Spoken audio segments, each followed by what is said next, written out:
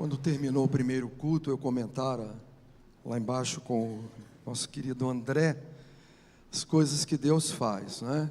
Ele disse para mim que iria pregar durante a semana sobre o capítulo 1 do Evangelho de Mateus, falando sobre o dilema de José. E eu disse para ele lá no intervalo, eu vou dar continuidade à história pregando no capítulo 2 sobre a visita dos magos ao menino Jesus. Este é um tempo para mim de fascinação. O Natal me fascina, e por várias razões. É bem provável que as comemorações do Natal tomem conta do seu imaginário, como toma conta do meu imaginário também. São reminiscências que nos fazem lembrar de histórias talvez lá do passado, quando eram bem pequeninos ainda, tempos da nossa infância. Quando ainda eu era bem pequenino, e a história que eu ouvia da parte da minha família, dos meus pais, era que na noite de Natal, um bom velhinho, não é, o Papai Noel, trazia presentes e os colocava aos pés da árvore de Natal. Não sei se você viveu essa experiência na sua infância, mas são reminiscências, são lembranças que nos levam a pensar quando eram bem pequeninos, em um tempo que nos envolveu, quando a nossa imaginação estava voltada para os presentes, para os brinquedos, né, que ganhávamos na véspera do Natal, íamos brincar com eles no dia 25, no dia do Natal. Uma bicicleta, uma bola, as meninas uma boneca. Para mim o Natal é esse tempo então de fascinação. Dentre todas as coisas que mais me fascina, são várias coisas, mas eu quero destacar que as luzes do Natal para mim são fascinantes. Elas são belíssimas, elas são sofisticadas, elas enfeitam as árvores nas ruas, enfeitam as fachadas dos prédios, as varandas, as lojas de comércio, os shoppings, as alamedas, a janela do nosso prédio, do nosso apartamento. São belíssimas as luzes do Natal. E agora cada vez mais sofisticadas com a tecnologia, nós vemos aquelas gotas correndo assim, escorrendo, como se estivesse chovendo, né? Na fachada dos prédios, nas árvores. Isso é muito lindo. Isso traz ao nosso coração um tempo de alegria, um tempo de gratas recordações. Falamos aqui da infância. E é claro, isso faz parte também do nosso imaginário, não é? É bem provável, né, que toda criança, persuadida pela história, não é, que em algum momento se tornou inverossímil, o Papai Noel, que não existe no caso, não é, acaba de certo modo ficando frustrada. Mas são tempos que, quando nós nos lembramos lá da nossa infância, aqueles que ainda são pequeninos estão vivendo esse tempo, não é? Mas nós sentimos certamente saudades, não é verdade? Mas nós precisamos contar a verdadeira história do Natal de Jesus. Não de uma mitologia, em que um bom velhinho vem numa carruagem puxada por renas, e sai distribuindo presentes para as crianças, mas de um bebê que nasceu numa humilde estrebaria e se tornaria o Rei Eterno, o Salvador da humanidade, como diz a palavra de Deus, o Príncipe da Paz.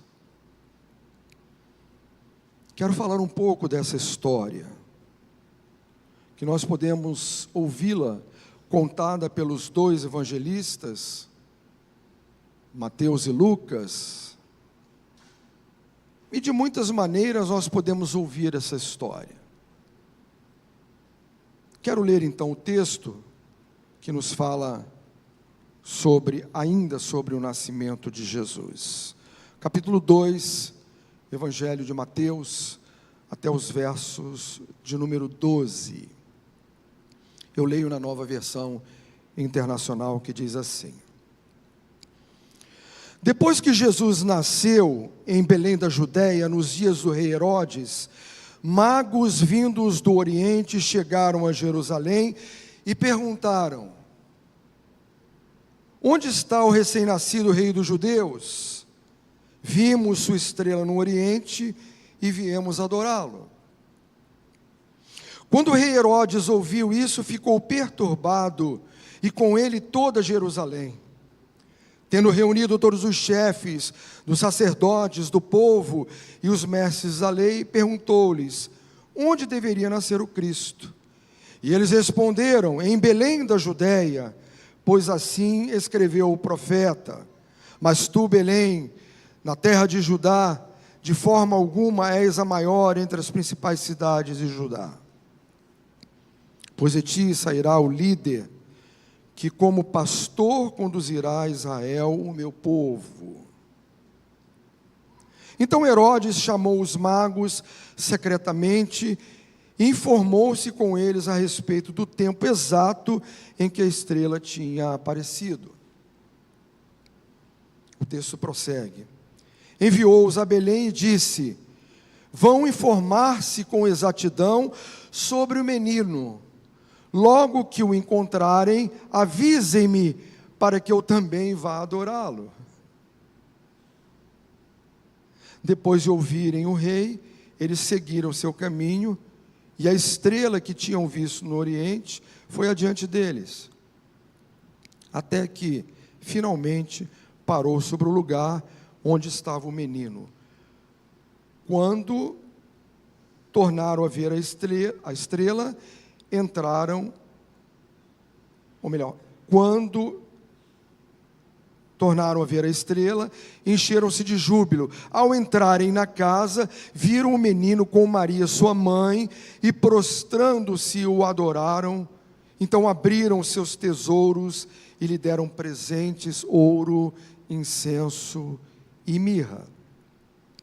E tendo sido advertidos em sonho para não voltarem a Herodes, retornaram à sua terra por outro caminho. Quero falar sobre o tema presentes para o rei que chegou. Uma visita real. É Mateus que nos fala da visita dos magos do Oriente a Jesus. E é muito comum nós ouvirmos falar de 3 reis magos. Na verdade, a Bíblia não menciona que eram 3. Podemos inferir que eram 3, porque foram 3 presentes ofertados ao menino Jesus: ouro, incenso e mirra. Mas é apenas uma especulação. Outro fato que a narrativa não nos revela é que eles eram realmente reis. A Bíblia menciona que eram magos vindos do Oriente. A melhor interpretação que nós temos e que podemos dar a esses magos é que eram ilustres visitantes, sábios, homens nobres, vindo de alguma parte do Oriente e que conheciam bem os astros. Fato que, seguindo a estrela que vinha do Oriente, eles puderam chegar até o lugar onde Jesus estava. É muito interessante porque, segundo um doutor da igreja, o beneditino Beda, os magos vieram talvez da Babilônia, Pérsia ou Arábia. No entanto, é difícil precisar a localidade de cada um deles. A tradição também atribui nomes a eles que não está na Bíblia: Gaspar, Baltazar e Melquior. E muitas vezes, quando nós lemos o texto bíblico, por causa da tradição popular, nós acabamos achando que o que estão dizendo é verdadeiro. Mas quando confrontamos a narrativa bíblica, nós vemos a fidedignidade que está no texto. Primeiro, não eram encantadores. A palavra magos nos dá a ideia de pessoas encantadoras, né, que faziam mágicas. Não. Segundo, que seus nomes eram Baltazar, Melquior e Gaspar. Também não, isso não está no texto. Mas temos ainda uma terceira questão, que é muito interessante. Quando nós olhamos os presépios, eu acho muito interessante, eu acho muito legal. Eu amo ver os presépios. Há pessoas que colecionam, não sei aqui quantos fazem isso, mas eu conheço pessoas que colecionam presépios. Eu acho muito interessante porque a criatividade dos artistas para construir os seus presépios. E colocam ali os personagens que estavam na manjedoura. E incluem ali os 3 reis magos. No presépio, no momento do nascimento de Jesus. Eles não estavam presentes no momento do nascimento de Jesus. Eles foram visitar Jesus algum tempo depois. Tudo isso nós temos que confrontar com a narrativa bíblica para que nós possamos compreender realmente a verdadeira história do Natal. Senão nós nos deixamos levar pelas tradições, pelas histórias, pelos contos populares, em que Jesus muitas vezes sequer aparece. Mas a figura que mais aparece é a figura do Papai Noel. E muitas pessoas, lamentavelmente, não conhecem a verdadeira história do Natal. Por isso é nossa responsabilidade anunciar as boas novas daquele que viria a se tornar o Salvador da humanidade. E contar neste tempo do Natal, e falar neste tempo do Natal, da vinda do Salvador, daquele que foi prometido pelos profetas muitos anos atrás, que haveria de se tornar o Rei Eterno, o Príncipe da Paz, o Deus conosco, o Emanuel. Mas quais são as histórias que nós ouvimos? As mais diversas, as mais diferentes histórias. Alguns defendem que a visita dos magos ao menino Jesus aconteceu entre o primeiro ano e o seu segundo ano de vida. No entanto, parece mais razoável que a visita tenha sido ou tenha ocorrido logo depois da purificação de Maria. E esse é um detalhe interessante que nós também podemos pesquisar na história. Há controvérsia sobre o tempo da visita dos magos? Sim. Alguns dizem entre o primeiro e o segundo ano do menino. Outros já pensam depois da purificação de Maria, de acordo com a lei, pois sendo da família residente lá na cidade de Nazaré, foram a Belém para se recensearem por ordem do imperador César Augusto. E ao chegarem lá, no tempo em que Maria deu à luz, permaneceram por algum tempo, depois vindo para a purificação, ou Maria para o seu tempo de purificação segundo a lei, o menino foi apresentado ao 8º dia, circuncidado e apresentado ao Senhor, como tradição, segundo a lei mosaica. Então pode ter acontecido, talvez entre o primeiro e o segundo ano do nascimento de Jesus, ou talvez alguns dias após o seu nascimento. O que isso invalida a história? Absolutamente nada. Se aconteceu de um momento imediato, talvez um tempo menor, imediato no sentido de alguns dias depois, algumas semanas depois, ou quando o menino já tinha entre 1 ou 2 anos de idade, não invalida de alguma forma a história que foi contada pelos evangelistas. Porque a história nos conta que os magos vieram do Oriente para conhecer a Jesus, o Salvador. É isto que importa. Essa é uma visita real. E nós precisamos ter na nossa mente que essa visita real, ela se reveste de fato, desculpem a redundância aqui, de realeza. Porque eles trazem os seus presentes. O texto diz que eles ficaram procurando onde o menino estava, onde ele havia nascido, e chegaram até o terrível e temível Herodes. Nós vamos ter na narrativa bíblica que Herodes, vendo depois que os magos foram embora e não lhe deram informação onde o menino havia nascido, mandou matar as crianças de 2 anos para baixo, no intento de tirar a vida também de Jesus. Mas foram seus pais orientados pelo Senhor para que fugissem para o Egito e ali ficassem por um tempo, para que Jesus pudesse ter a sua vida preservada. Eu gosto da narrativa bíblica porque ela nos conta em detalhes tudo aquilo que aconteceu. E esses magos chegam então e seguem essa estrela no Oriente até a casa onde estava o menino. E não importa se ele tinha apenas algumas semanas de nascido, ou se já tinha de 1 a 2 anos de nascido, mas o texto bíblico nos informa o seguinte: ao entrarem na casa, verso de número 11, capítulo 2 do Evangelho de Mateus, viram o menino com Maria, sua mãe, e prostrando-se, o adoraram. Então abriram os seus tesouros, e lhes deram presentes, ouro, incenso e mirra. Presentes para um rei que nasceu.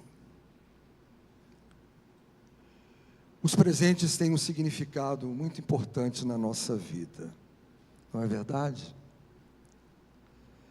Quando damos um presente a alguém, a primeira coisa que vem à nossa mente é: quem é essa pessoa a quem eu estou presenteando? Eu acho que o sentimento que eu tenho é o sentimento que você tem também. O que eu vou dar de presente, né? Como é que é essa pessoa? O que ela gosta, o que ela gostaria de receber de presente? Semana passada eu ganhei um presente. Eu comentava com alguém, uma pessoa muito querida, que eu estava desejando ler um livro e citei o título do livro para a pessoa. E qual não foi a minha surpresa? Na semana seguinte, a pessoa veio com uma bolsinha e me entregou: é um presente para você. Ao abrir aquele embrulho, eu vi que era o livro que eu estava desejando ler. Como é gostoso quando nós recebemos um presente e nos traz uma grata surpresa. Ao sabermos que alguém selecionou aquele presente com todo carinho para nos dar. Por mais simples que ele seja. Há uma história verídica, contada por um pastor, que uma pessoa da sua igreja muito pobre trouxe para o pastor um presente. Disse: pastor, eu procurei isso com o maior carinho para trazer para o senhor. E o pastor agradeceu e abriu aquele embrulho. Sabe o que estava dentro daquele embrulho? Algumas pedras que aquela senhora pegou num riacho que passava próximo da sua casa. E ele, com muito carinho, recebeu aquele presente e colocou lá numa estante, para se lembrar que aquela humilde mulher não poderia lhe dar um presente caro, mas que ela pegou algumas pedras que estavam no riacho, próximo à sua casa, e ofereceu de presente para o seu pastor. Desde a antiguidade havia um simbolismo envolvendo os presentes dados a Jesus. O ouro era um presente oferecido aos reis. O olíbano ou incenso, usado também pelo sacerdote, representando a espiritualidade, e a mirra, usada para embalsamar corpos, simbolizando a imortalidade. São apenas algumas interpretações que são dadas ao ouro, incenso e mirra, os presentes citados no texto sagrado que foram oferecidos pelos magos a Jesus.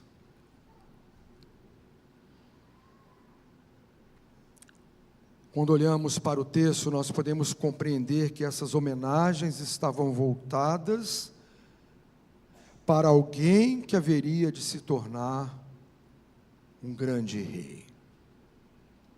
Como assim? Um menino que nasce numa estrebaria?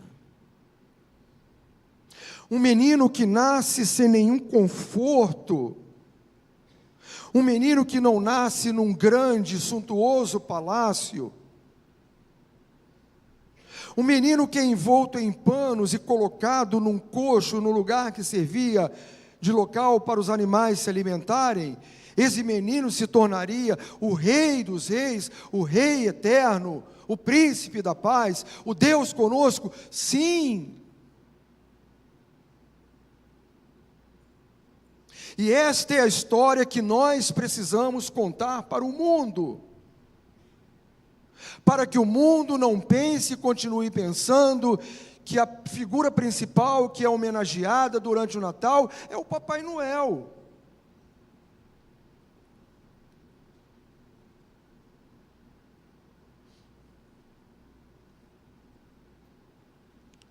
Por isso, aqueles ilustres visitantes trouxeram seus presentes para este rei, que fora anunciado cerca de 700 anos antes do nascimento, pelo profeta Isaías, quando disse: porque o menino nos nasceu, um filho nos foi dado, e o governo está sobre os seus ombros, e ele será chamado Conselheiro, Deus poderoso, Pai eterno, Príncipe da paz.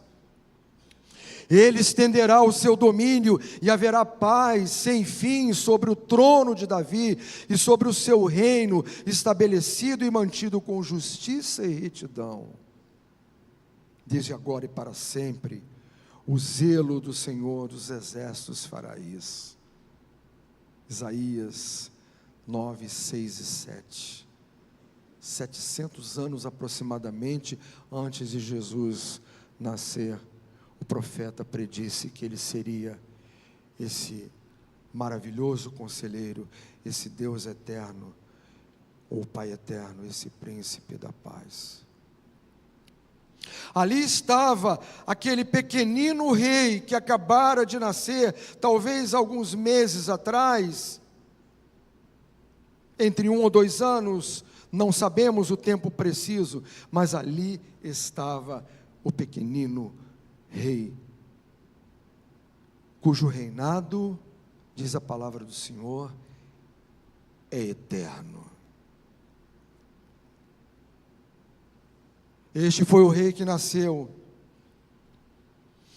E quando os magos chegam à casa onde estava Maria, com o menino, e o texto nos diz que eles se prostraram e adoraram, abriram seus presentes, ou seus tesouros, e lhe deram, dentre outros presentes, certamente valiosos presentes, o ouro, o incenso e a mirra.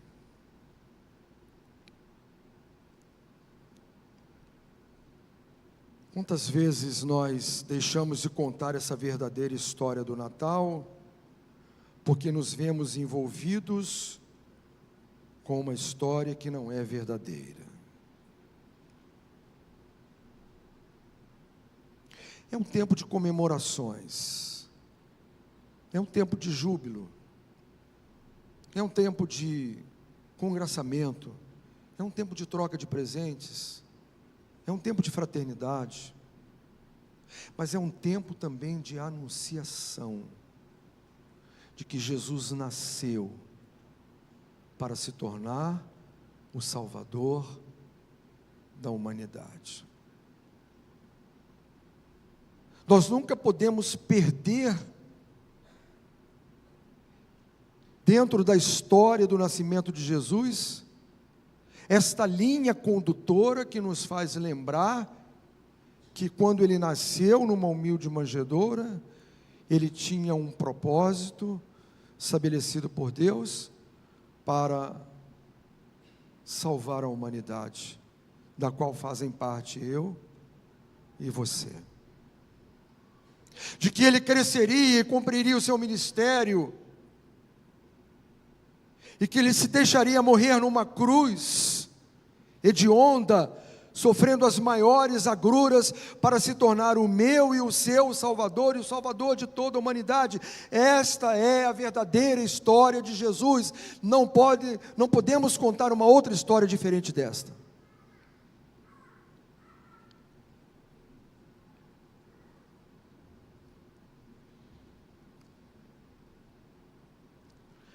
O que estamos fazendo com a história de Jesus? Será que estamos nos esquecendo, olvidando, deixando de lado? Quem sabe, puxa vida, mas todo mundo fala do Papai Noel, fala disso, daquilo, de uma tradição, de outra tradição, e nós muitas vezes nos calamos diante de alguém que não conhece essa verdadeira história. Graças a Deus, esta igreja tem contado essa história ao longo da sua existência. Faremos isto mais uma vez agora nos próximos dias 16 e 17, próxima semana, com o Cantando Natal, que é um projeto belíssimo que essa igreja mantém há muitos anos. E aí sim, mais uma vez, vocês que estão aqui, que eu sei que muitos vão cantar no grande coral, aqueles que vão tocar na orquestra, as crianças que vão se apresentar no dia 16, no próximo sábado, nós mais uma vez estaremos contando a verdadeira história do Natal. Eu não sei o que se passou no coração de Maria. O pai não é mencionado aqui no texto, mas acho que ele estava junto, né, André? O pai não biológico, né? O pai adotivo, José.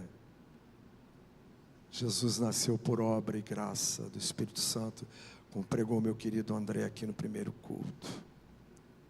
Mas os pais, certamente, ao receberem aqueles presentes, puderam contemplar um momento em que estava se apontando para aquele que deveria ser o Salvador da humanidade, porque eles foram honrados por aqueles homens que vieram de uma terra distante, longínqua lá do Oriente, não sabemos de onde, mas eles se prostraram e adoraram o menino, reconhecendo que ele era o rei, o Senhor, que haveria de crescer e se tornar o Salvador de toda a humanidade. Não tenho dúvida disso.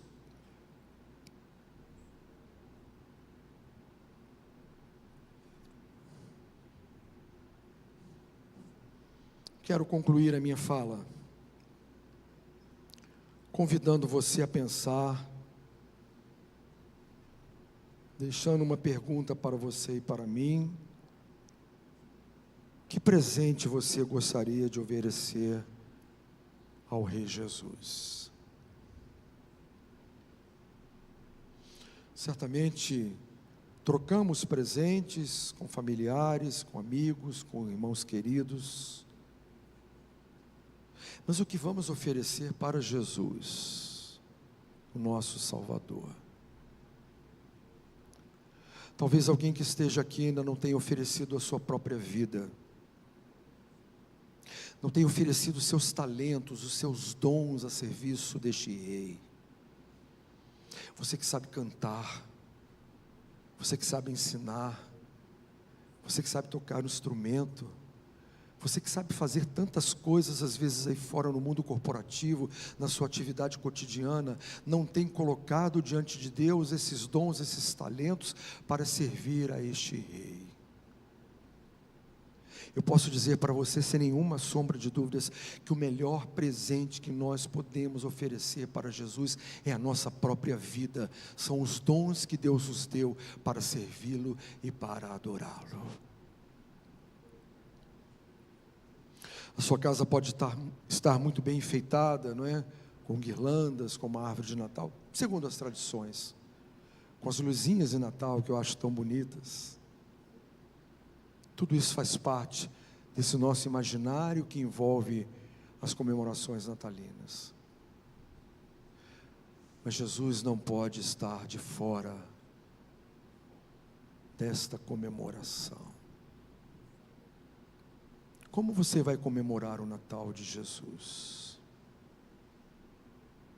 Talvez com uma belíssima ceia, com os seus familiares, como tradição, todos nós fazemos de alguma maneira isso. Mas eu acho que é um momento para a gente refletir e pensar exatamente o que eu posso oferecer para o meu Salvador. A minha vida, os meus dons, os meus talentos. E eu acho que é oportuna a noite do Natal, porque vem a sua lembrança e você talvez diga assim: meu pastor falou sobre isso, não porque eu falei sobre isso, mas você dizer: Senhor, que está a minha vida, para o teu serviço, para que o Senhor possa usá-la, com os talentos e os dons que o Senhor me deu. Você não terá oportunidade como os magos que foram até a manjedoura, ou melhor, a casa onde estava Maria, a mãe, provavelmente José, para abrir ali os seus tesouros e oferecer presentes, provavelmente presentes valiosos, além de ouro, incenso e mirra, Mas você pode oferecer muito mais hoje, que é o seu coração, a sua vida. Talvez alguém que aqui está ainda não ofereceu o seu coração para Jesus. O seu coração talvez ainda não pertença ao Rei dos Reis, ao Salvador da humanidade. Você acha bonitas as comemorações do Natal, você acha muito legal trocar presentes, você acha muito bom você se confraternizar com seus familiares, com seus amigos, mas a sua vida, os seus dons, os seus talentos ainda não pertencem ao Salvador da humanidade. Quero desafiar você, para que você faça isso, ainda nesse tempo de comemorações do Natal. Dizer: Senhor, aqui está a minha vida.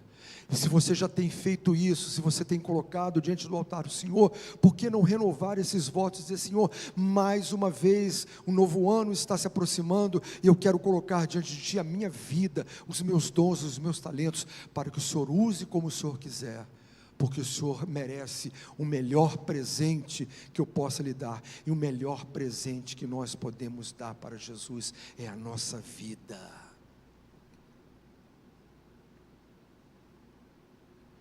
Lembre-se disso. A história, na sua narrativa bíblica, nos conta que os magos tiveram esta oportunidade de adorar a Jesus,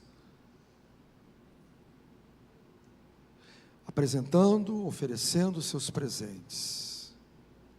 Mas você tem neste tempo do Natal o privilégio e a oportunidade de oferecer o melhor presente que você poderia ofertar a Jesus, que é a sua própria vida. Deus os abençoe. Vamos cantar um hino que nos fala sobre